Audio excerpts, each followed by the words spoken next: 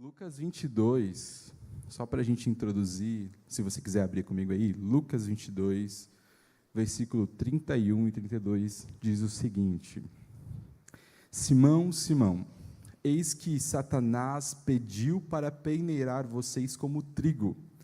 Eu, porém, orei por você para que a sua fé não desfaleça. E você, quando voltar a mim, fortaleça os seus irmãos. Aqui Jesus estava se referindo ao período que Pedro o negaria, e já sabendo dos planos que Satanás tinha traçado para Pedro, o Senhor Jesus orou por ele. A gente não pode negligenciar esse ato ou esse ministério que é a intercessão. Se nós estamos num corpo, se nós estamos numa igreja, nós precisamos viver uma vida de intercessão. Negligenciar a intercessão é negligenciar o ministério de Cristo Jesus. Se você coloca a intercessão de lado, se você não ora por pessoas, se a sua vida não tem nenhum momento orando por nenhum tipo de pessoa, você está negligenciando o que Jesus está fazendo por você hoje. E isso, queridos, é meio grave, se a gente for parar para pensar. Quando nós olhamos lá para Romanos 8:34, a gente vê esse papel de Jesus. Romanos 8:34 diz o seguinte: quem os condenará? É Cristo Jesus quem morreu, ou melhor, quem ressuscitou, o qual está à direita de Deus e também intercede por nós. Cristo Jesus é o nosso modelo de intercessão. Por isso, nessa escola de oração, nessa aula de oração, nessa aula da escola de oração, né, nessa série que nós estamos tendo, hoje eu quero falar com vocês sobre a história de um personagem muito conhecido, o nome dele é Jó, para que a gente possa se envolver um pouco mais nesse ministério, nessa atitude que é a intercessão. Amém? Vocês estão animados? Bora lá?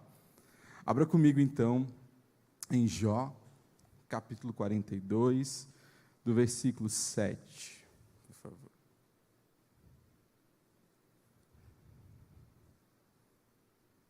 Jó, capítulo 42, e o versículo 7.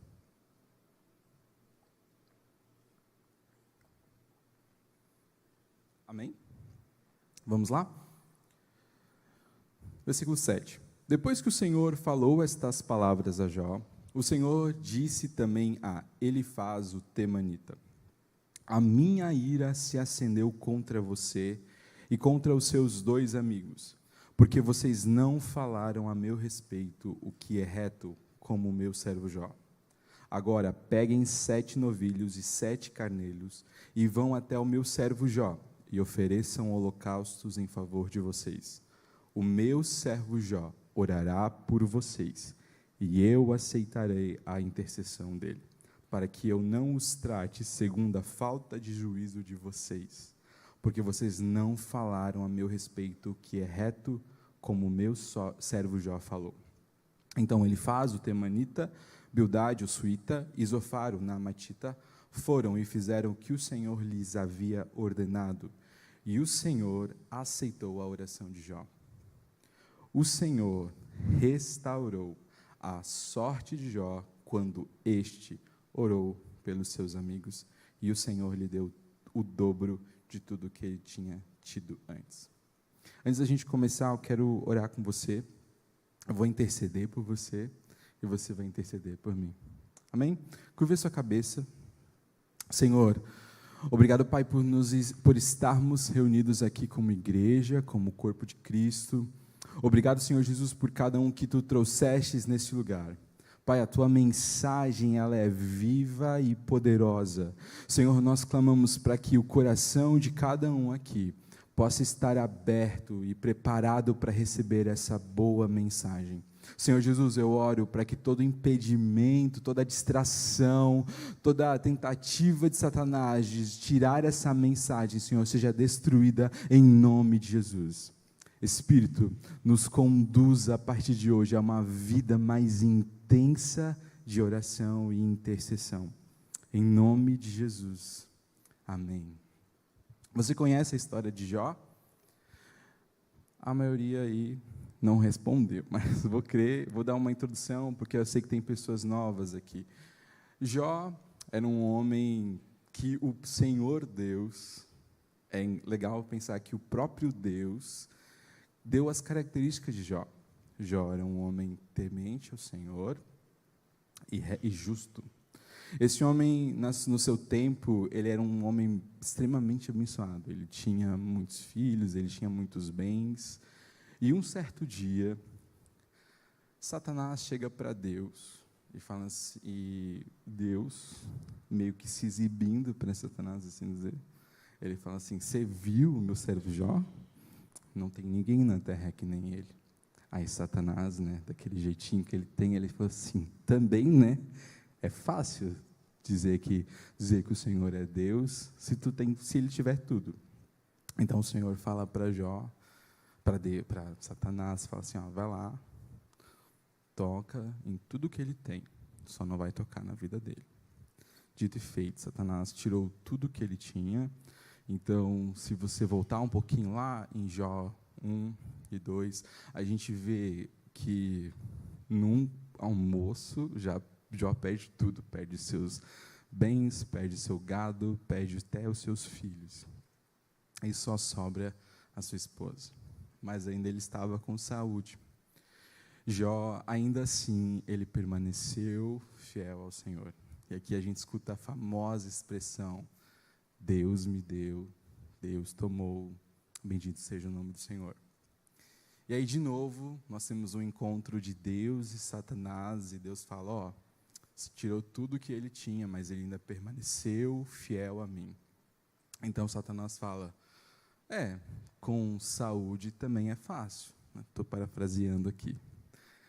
Então o Senhor permite que Satanás toque na saúde de Jó. Nós temos então o começo de uma história um pouco difícil. Jó, ele adoece, ele fica com problemas na sua pele. E nós chegamos então até o capítulo 2 e 3, mais ou menos, onde os seus amigos vão até Jó. Os seus amigos, então, nós temos aqui Elifaz, Bildade e Zofar. Eles ouvem que o seu amigo Jó, ele passou por esses problemas e eles decidem ir até Jó. E, no início, a gente vê uma ação muito honrosa de Jó, dos amigos de Jó. Eles viram seu amigo de longe e, num ato de solidariedade, de desespero, eles rasgam as suas vestes e se condoem.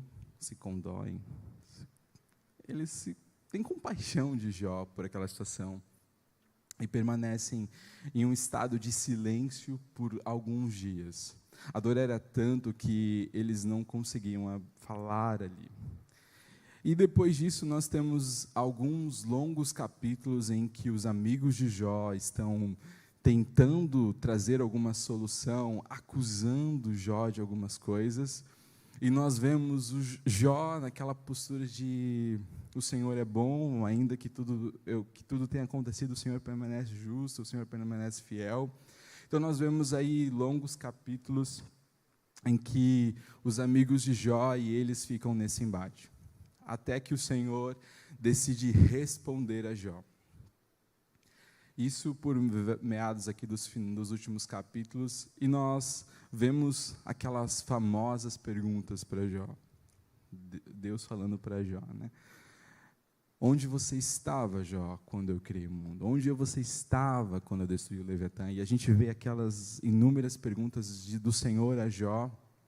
E no final, no início do capítulo 42, nós temos a última resposta de Jó a Deus. Então o Senhor já havia tratado com Jó, já resolveu ali as paradas com Jó. Então o Senhor decide agora ir resolver com os amigos de Jó. Depois eu creio que você vai ler um pouquinho mais essa história e você vai ver Jó, os amigos de Jó a todo momento tentando acusá-los de terem pecado contra o Senhor. E Jó era justo, o Senhor, Deus, o mesmo afirmou, ele era justo.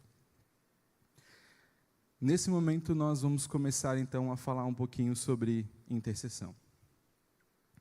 Como a gente está numa escola de oração, eu quero que a gente seja bem didático hoje e responda algumas perguntas para que você compreenda o que é a intercessão, o que é essa vida de entregar-se pelo outro.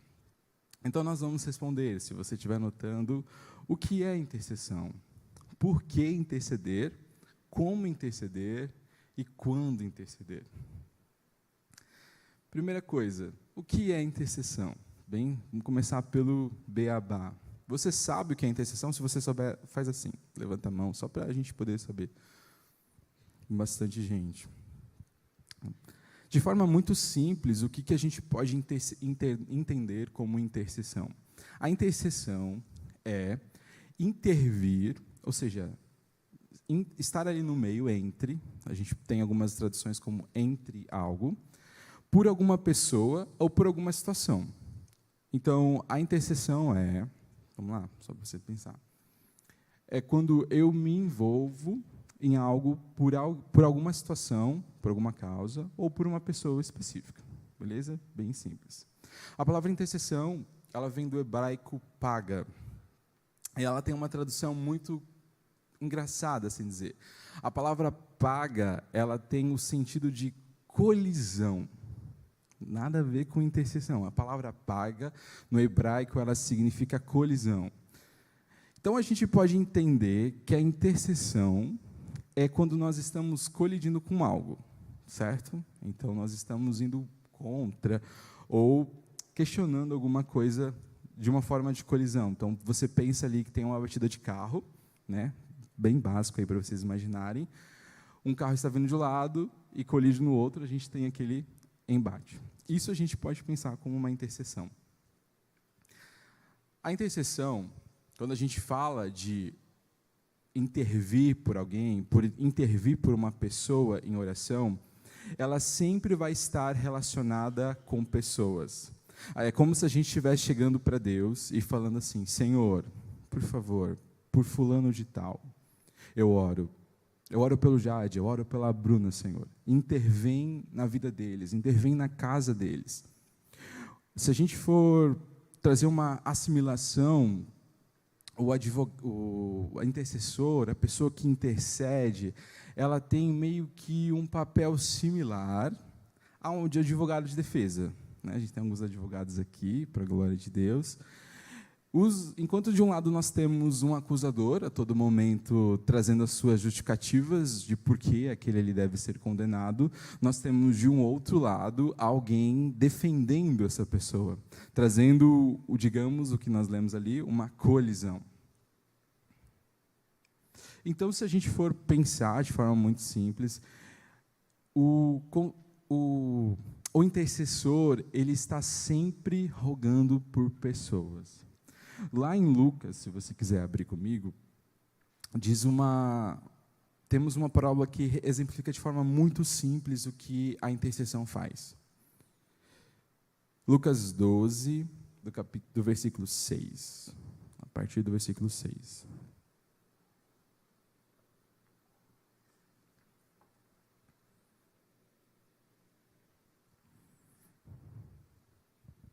Bem, você encontrou aí? Glória a Deus. Lucas 12, a partir do versículo 6, diz o seguinte: E Jesus contou a seguinte parábola. Certo homem tinha uma figueira plantada na sua vinha, e vindo procurar fruto nela, não achou. Então disse ao homem que cuidava da vinha: Já faz 3 anos que venho procurar fruto nesta figueira e não encontro nada. Portanto, corte-a, porque ela ainda está ocupando inutilmente a terra. Mas o homem que cuidava da vinha respondeu: Senhor, deixe ainda este ano, até que eu escave ao redor dela e ponha estrume. Se vier dar fruto, muito bem. Se não der fruto, o Senhor poderá cortá-la. A gente vê aqui o papel do intercessor. Enquanto de um lado nós tínhamos o dono, querendo cortar, e ele tinha uma causa, nós temos de um outro lado alguém intervindo por essa figueira. A vontade daquele homem era destruir, mas a gente pode entender que por meio dessa intervenção, a história daquela figueira mudou. E é isso que eu quero que vocês entendam. Às vezes a gente entende que a intercessão, ela está ligada a apenas orar contra demônios, né? Acho que a maioria de vocês já deve ter pensado, né? O pessoal da intercessão, aqueles caras que ora e expulsa, glória a Deus, é isso mesmo. Mas a intercessão não é simplesmente você estar ali, em nome de Jesus, sai, Satanás. A intercessão é guerrear, é uma briga em que você está por pessoas. Eu queria então que você, nesse momento, antes da gente continuar, você pensasse em 3 pessoas no seu cotidiano. Se você tiver uma Bíblia, se você tiver um caderno, anote o nome dessas pessoas. Eu queria que você pensasse em 3 pessoas no seu cotidiano.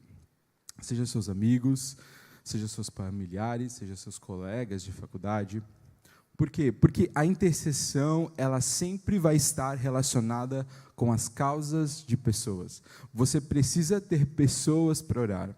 Alda, eu não tenho muito motivo de oração, eu não sei muito bem.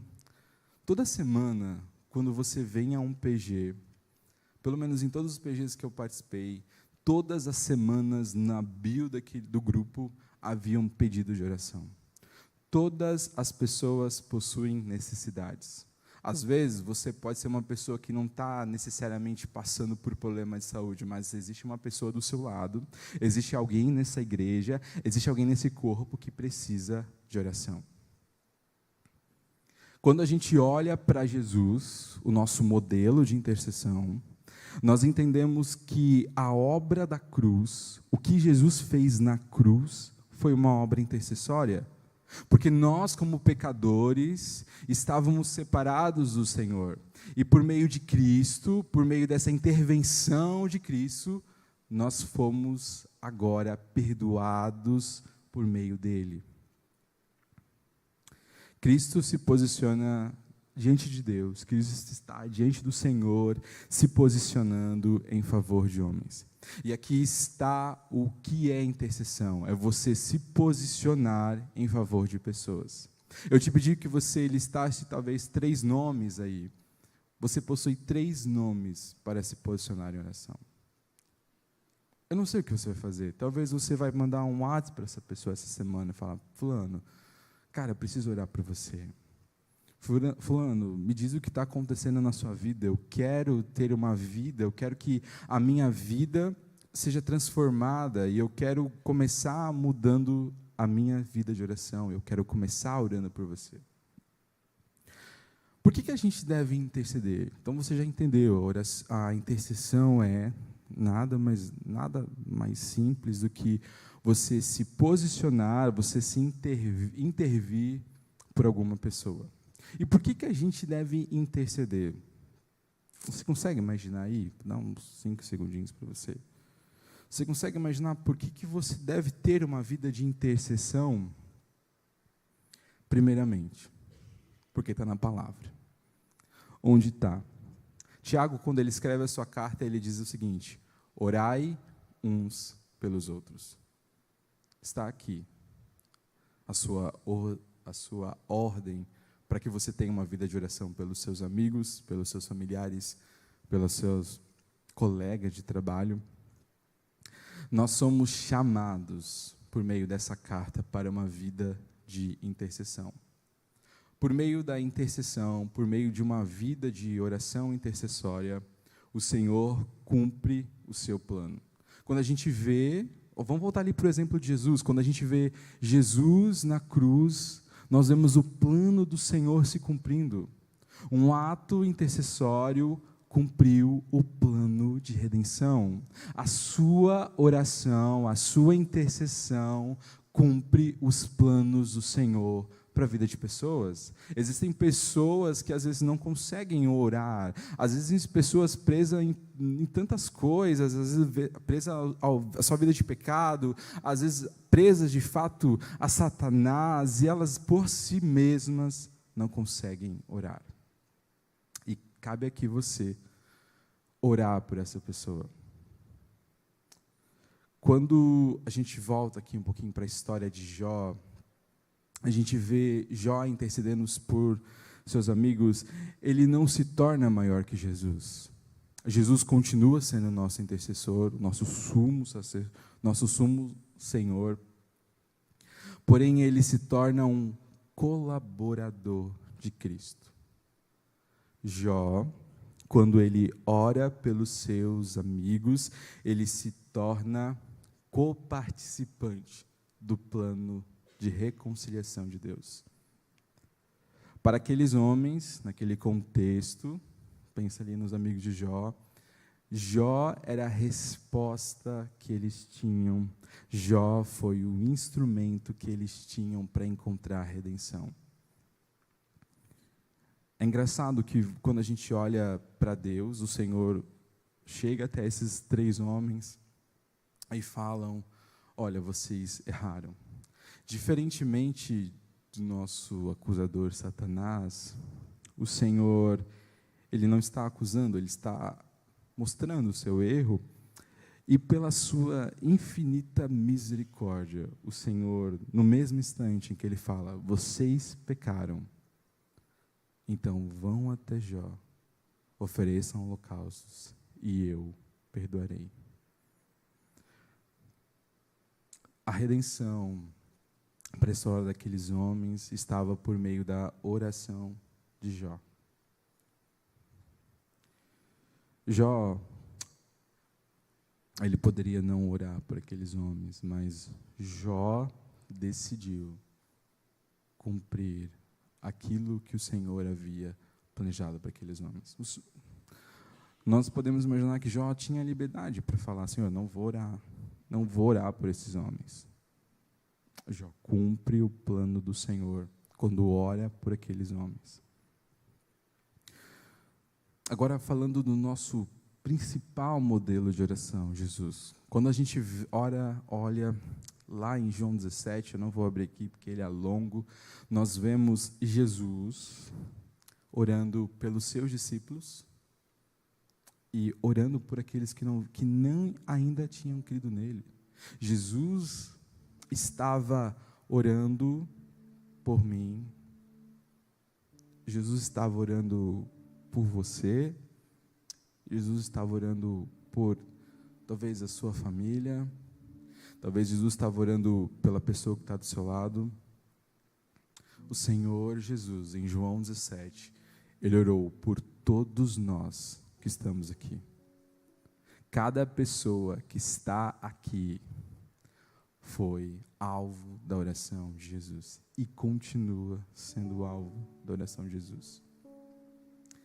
Se você ainda não foi motivado por isso a orar, querido, eu tenho um segundo motivo para você, de por que você deve orar, que é, o Senhor procura intercessores. O pessoal da intercessão já ouviu essa palavra que eu vou falar agora, mas vocês vão abrir de novo, hein? Vamos ver o que está escrito lá em Ezequiel 22. Sim, gente, então abre comigo aí.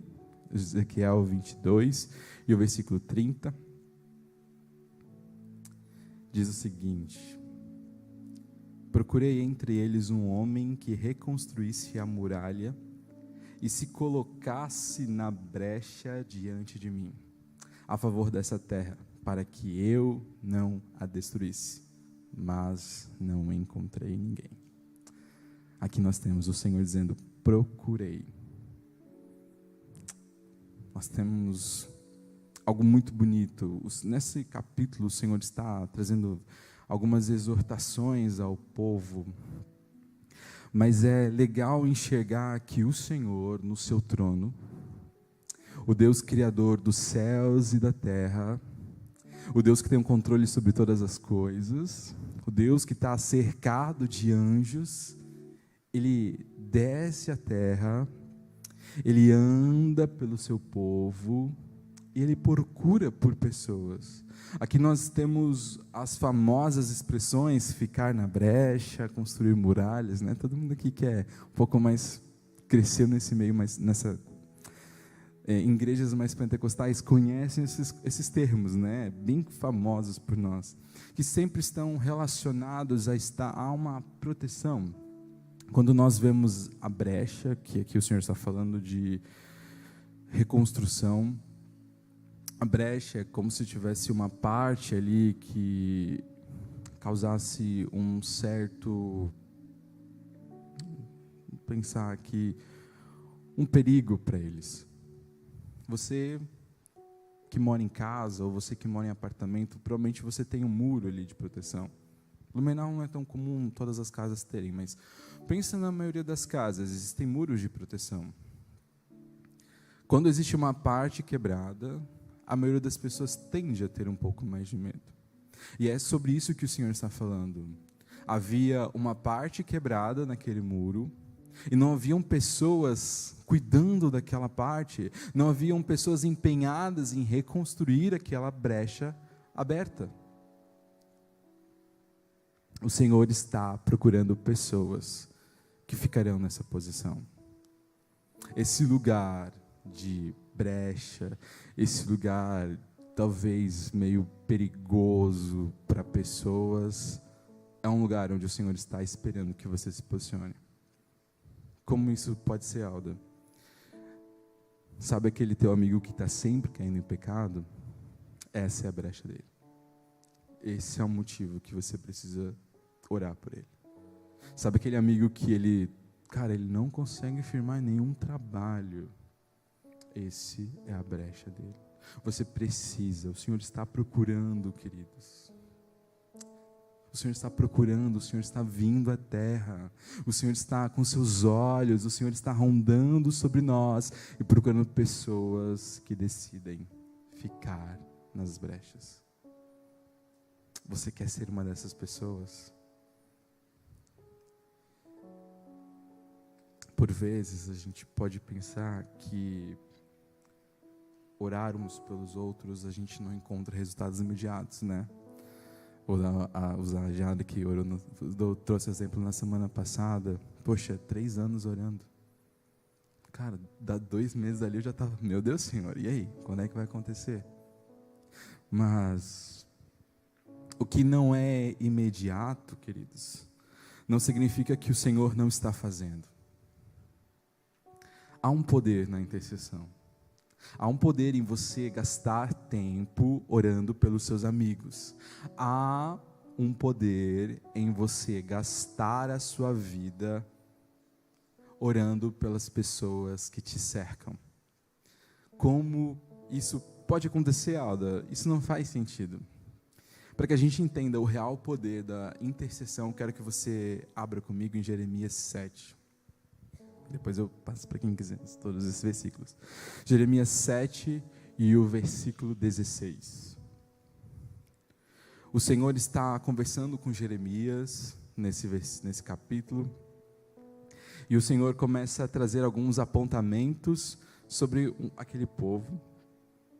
E o Senhor diz o seguinte, fala para Jeremias: Tu, pois, não ores por esse povo, nem levantes por ele clamor ou oração, nem me supliques, porque eu não te ouvirei.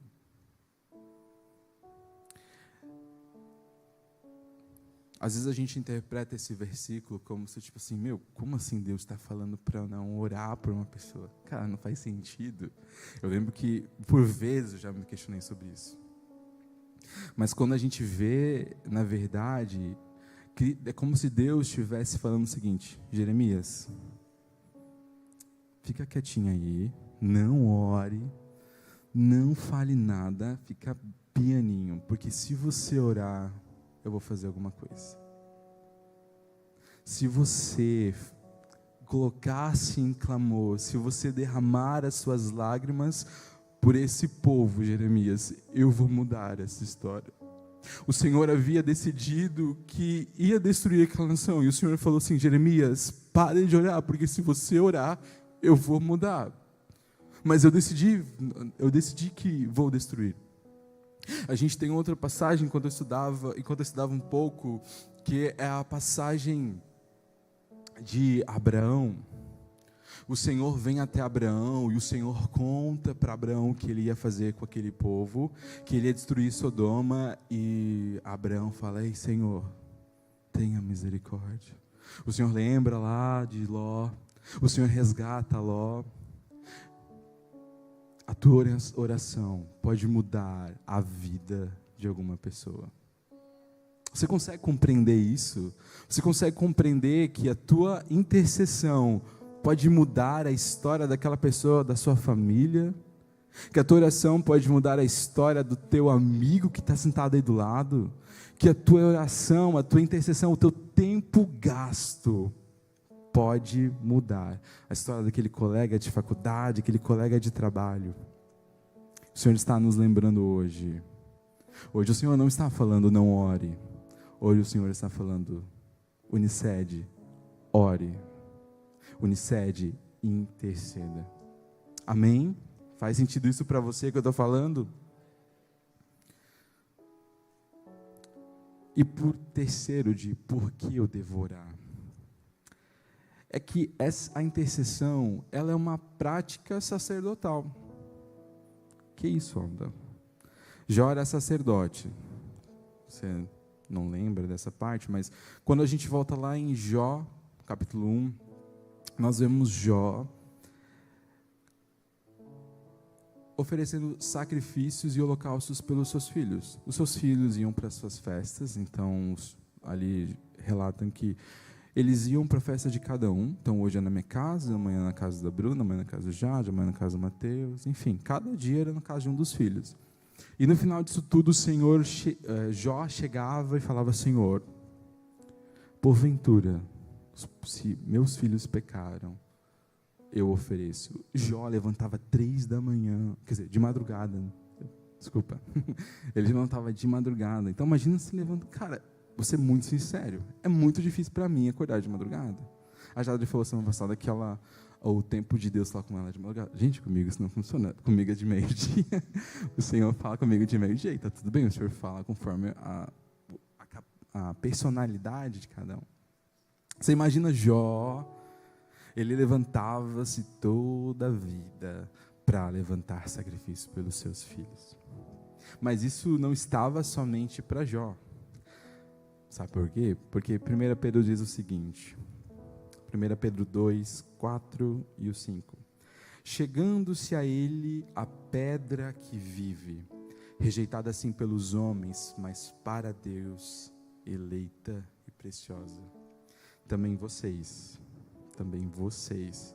como pedras que vivem, são edificados casa espiritual para serem sacerdócio santo, a fim de oferecerem sacrifícios espirituais agradáveis a Deus por meio de Jesus Cristo. Vamos lembrar um pouquinho? Jesus Cristo é o nosso principal intercessor. Quando a gente olha para Jó, nosso personagem aqui, nós vemos um homem que ele era capacitado para oferecer sacrifícios. Era um homem que levantava sacrifícios talvez pelos pecados que seus filhos nem tinham cometido, ele nem sabia direito o que tinha acontecido. Ele estava ali oferecendo sacrifícios. Você consegue oferecer sacrifício pelos seus amigos? Tu consegue ouvir a causa do seu amigo e falar assim: cara, eu vou orar por ti essa semana. E isso não está relacionado à quantidade de tempo que você vai orar por essa pessoa. Ai, Alda, eu não oro pelas pessoas porque assim, sabe, eu só tenho 10 minutos. Cara, é o tempo. É esse momento que você tem para orar por essas pessoas.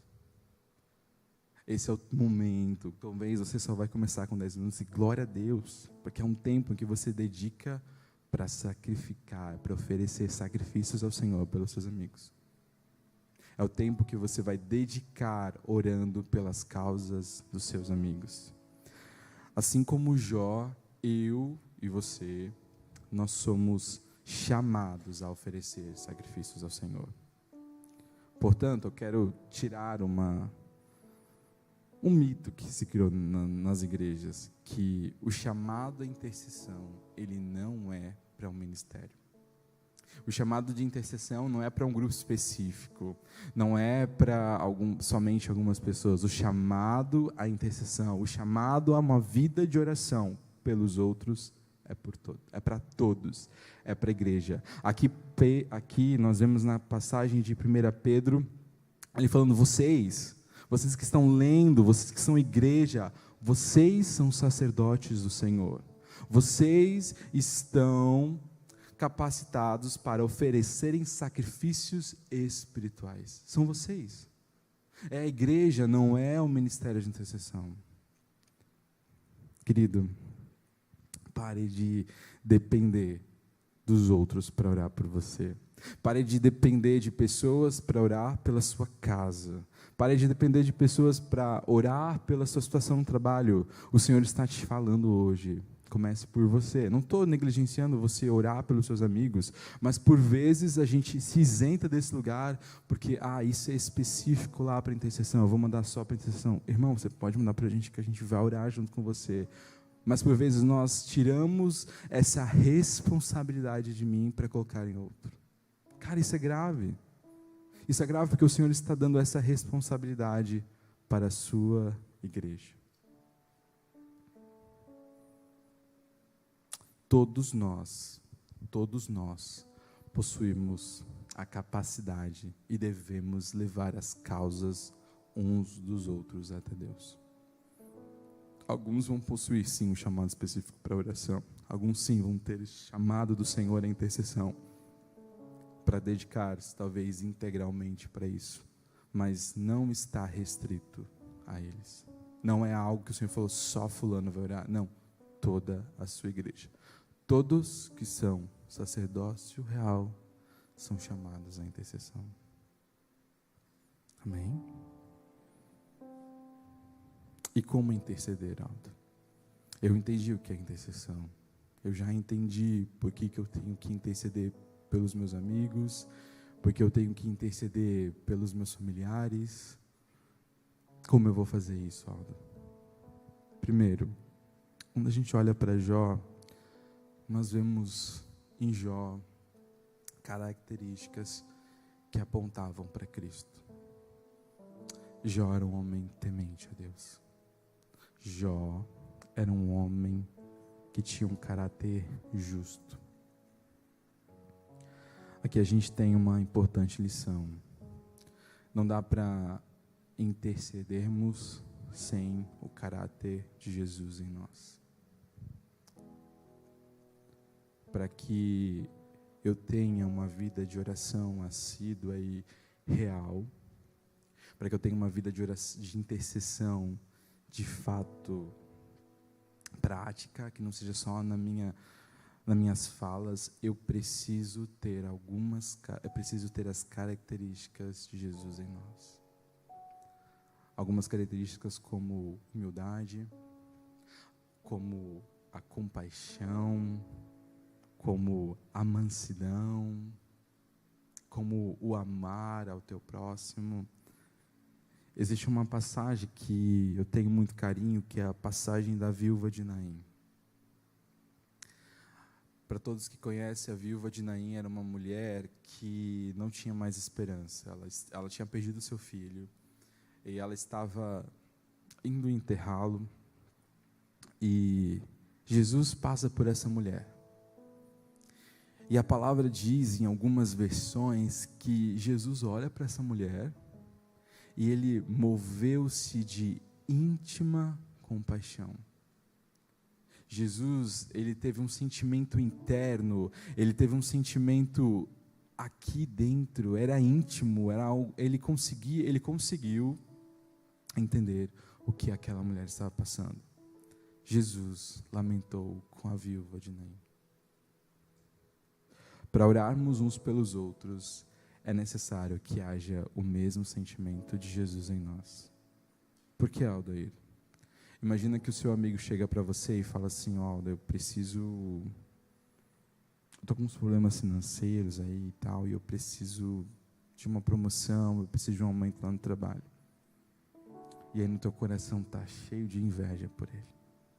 Como é que você vai gastar tempo orando por uma pessoa que você não consegue de fato desejar o que está ou a necessidade dela. Ou talvez algum amigo seu fala, cara, eu estou doente, ora por mim. Aí você não tem nem fé para isso. Você não consegue nem acreditar que Jesus pode curar. Talvez se a gente, vou dar o exemplo ali do emprego, cara, eu vou orar por uma pessoa que do meu PG essa semana que precisa de um emprego, eu vou gastar todos os dias lá, mas na verdade no meu coração eu estou desejando que ela não consiga. Cara, minha oração está sendo mentirosa. Eu estou chegando diante de Deus com lábios mentirosos, que é uma das coisas que o Senhor mais odeia. Então, queridos, para que você comece a orar pelos seus, comece olhando para si mesmo. Comece olhando para o seu coração e veja se você consegue encontrar as características de Jesus. E se você não encontra, sem problemas, o Espírito Santo gera em nós. Não é as nossas próprias capacidades que geram o caráter de Jesus, é o Espírito de Deus. Ele está encarregado.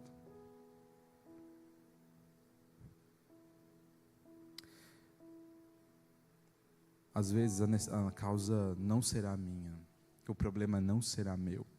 De fato, às vezes não é nossa responsabilidade, sem dizer, mas eu preciso me importar como se fosse.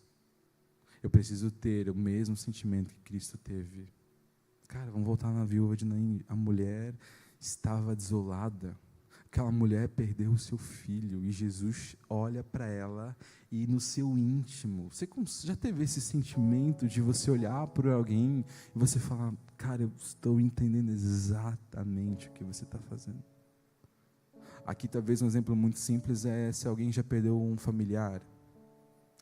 Como eu comentei, eu perdi o meu pai, já fazem 2 semanas que completou 7 anos mais ou menos. Foi em 2018, então fazem 7 anos. E esses tempos, eu tive um outro amigo que perdeu a sua mãe. E quando eu fui no velório, era como se eu estivesse revivendo tudo que eu já tinha passado.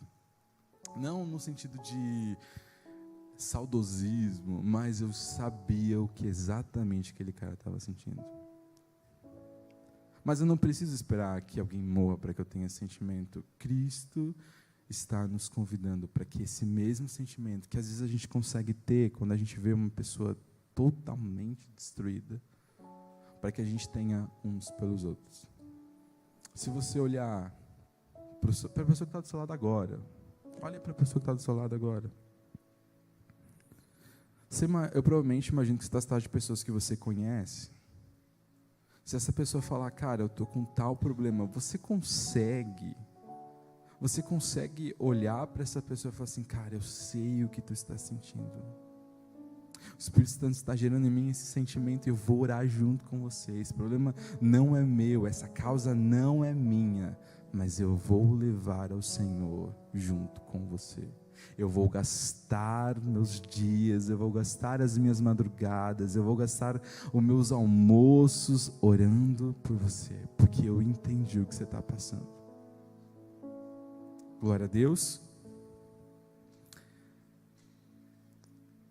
O intercessor, ele sempre vai se identificar com a dor. Ou se não identificar, às vezes não é o mesmo problema que eu passei, mas o Espírito Santo nos trará essa compaixão uns pelos outros. Jesus orou pelos seus amigos, para aqueles que ele amava. Lembra lá no começo? Deus amava Pedro. E Deus já sabia do que Pedro ia passar e Jesus ora. E nós vemos no ministério de Jesus, ele orando pelos seus amigos, aqueles que estavam próximos, aqueles que estavam ali pertinho. Ele amava eles e orou por eles. E ele orou por pessoas que ele ele já não sabia, mas por pessoas que ainda não tinham crido nele, eu e você, e ele já nos amava. Se Cristo já nos amava, nós também precisamos amar, nós também precisamos continuar amando as causas. E se a gente volta ali para Jó, a gente pode pensar assim, poxa, Jó foi ferido pelos seus amigos. Você pensa, cara, acho que dá em torno de 30 e algumas, não chega a dar 40, mas 30 e poucos capítulos dos amigos de Jó naquela, cara, você fez isso. Cara, você pecou, mano. Só pode estar nesse problema porque tu falou mal de Deus. Só pode estar assim porque tu é pecador. Então imagina os seus amigos todo momento ali acusando Jó. Todo momento ali, Jó, você fez isso, você fez aquilo. Você está sofrendo porque você errou. E Jó falando, cara, eu não pequei. Se eu tivesse pecado eu tinha falado, mas eu não pequei. Ele poderia, como eu falei antes, dizer, cara, não vou orar por essas pessoas. Eu não vou orar por esses homens. Mas Jó era um homem temente e justo. Ele teve características que apontavam para Jesus. Jó orou. Ainda que está difícil para você orar por pessoas que estão te magoando, até mesmo talvez pessoas que estão nessa igreja, o Senhor está te convidando a orar por essas pessoas. O Senhor está te convidando a levar os seus sentimentos, levar as suas mágoas até essas pessoas. A orar pelas necessidades dessas pessoas. Quer algo muito famoso, quer demonstrar que ama uma pessoa, olhe por ela. Esse é o primeiro gesto de amor por uma pessoa. Você ama a pessoa que está do seu lado? Olha para essa pessoa assim, cara, acho que eu te amo. Então você vai falar para ela, eu vou orar por você.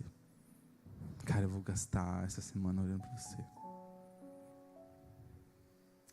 E como interceder? Segundo, a oração, a intercessão, elas não são apenas palavras jogadas. Ó Senhor, Deus Altíssimo, abençoa fulano e abençoa ciclano. Não é palavras jogadas ao vento. A intercessão possui um propósito.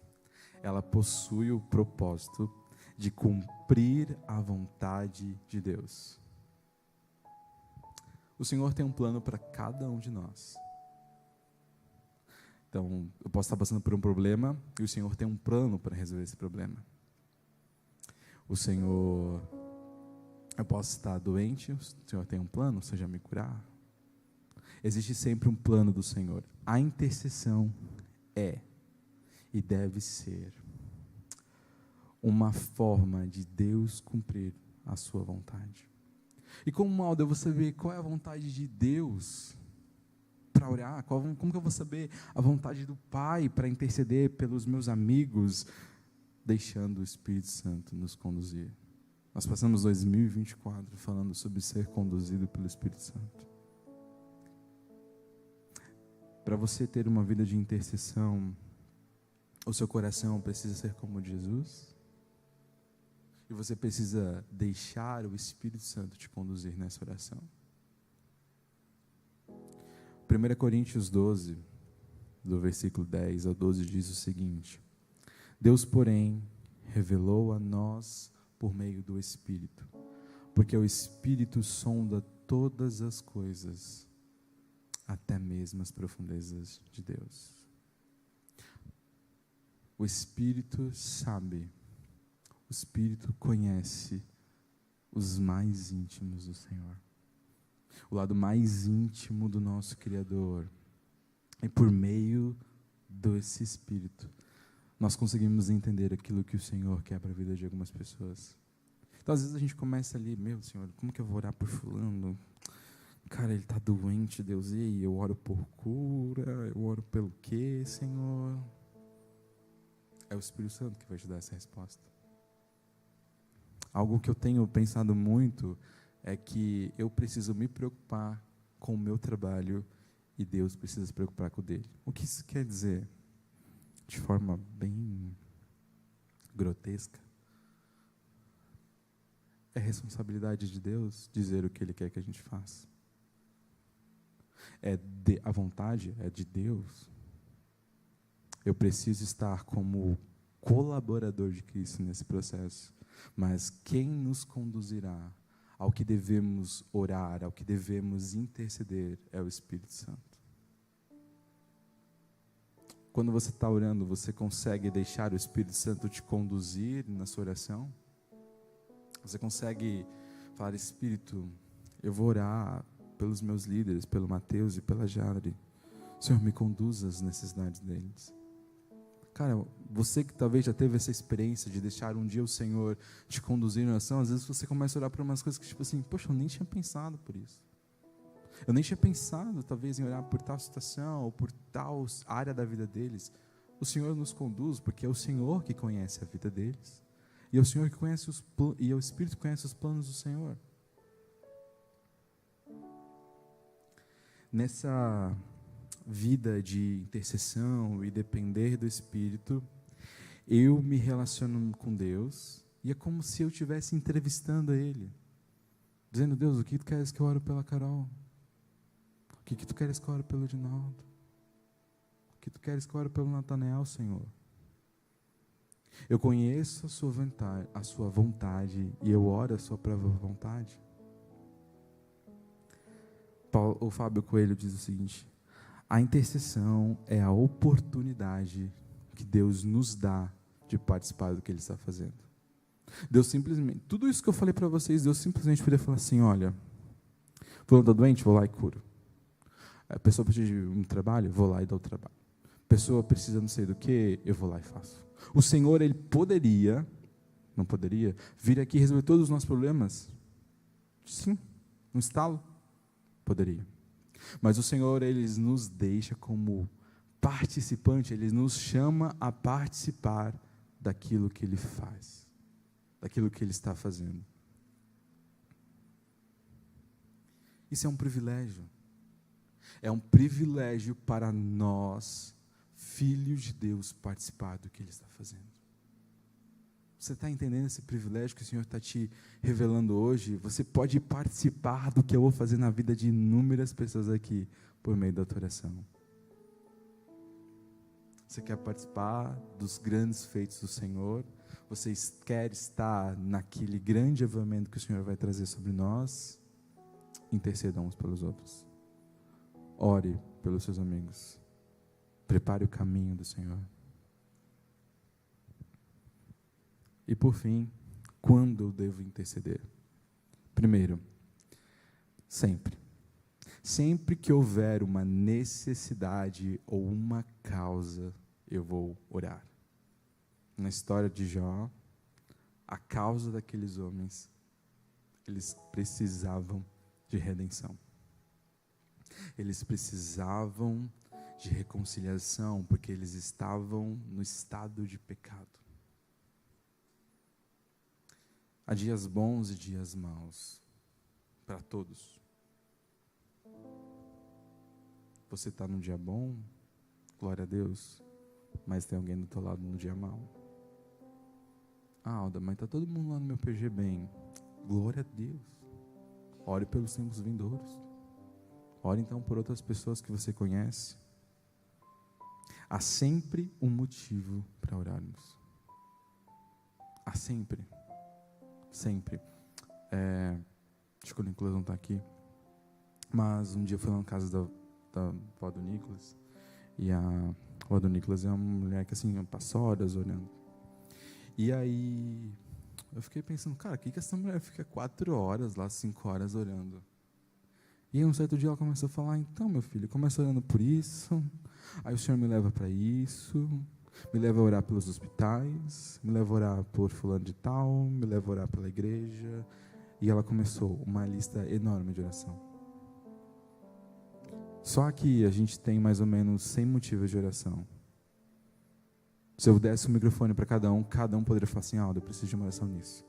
Eu preciso de oração por tal familiar. Eu preciso de oração por tal situação. Eu preciso de tal motivo. Há sempre um motivo para orarmos.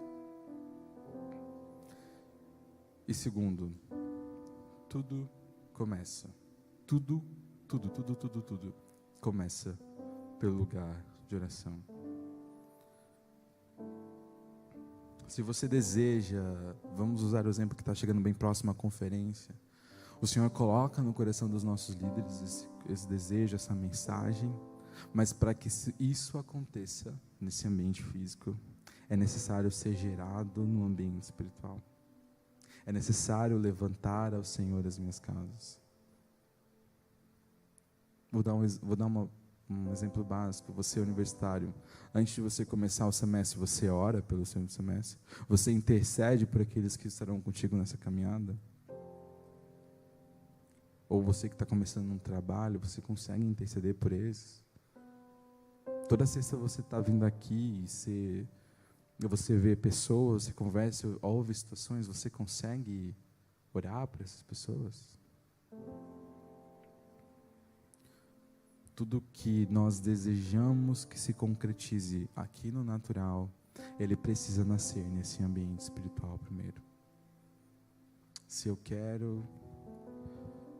A gente falou na canção da Nívia Soares, que eu esqueci agora, que se abram os céus. Eu quero que os céus se abram. Então eu vou orar primeiramente antes do céu se abrir.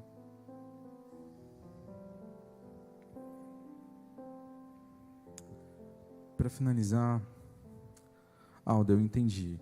Eu entendi o que é a oração, a intercessão. Eu já entendi por que eu devo interceder. Eu já entendi como eu vou interceder. Eu já entendi quando eu devo interceder. E a mim, como é que eu fico nisso tudo? A tua resposta está em Jó 42:10. O Senhor restaurou a sorte de Jó quando este orou pelos seus amigos. E o Senhor lhe deu o dobro de tudo o que tinha tido antes. Enquanto você preocupa-se com seus amigos, enquanto você está gastando tempo orando pelos seus amigos, pelos seus familiares, o Senhor está cuidando de você. O Senhor é o maior interessado em cumprir os seus planos. Ele está te convidando para esse maravilhoso privilégio que é participar dos seus planos através da intercessão. Mateus 6 nos lembra: buscai primeiro do reino dos céus e a sua justiça, e essas coisas serão acrescentadas. O Senhor está nos lembrando: eu quero fazer a minha justiça sobre algumas pessoas, eu quero mudar a história de algumas pessoas. Gaste tempo nisso. Gaste tempo nisso, porque eu vou cuidar dessas necessidades. Eu não estou isentando aqui você orar por você gastar tempo orando pelas suas necessidades, não. Mas, por vezes, a gente vai gastar mais tempo orando pelos nossos amigos do que por nós. Mas o Senhor continua cuidando de nós.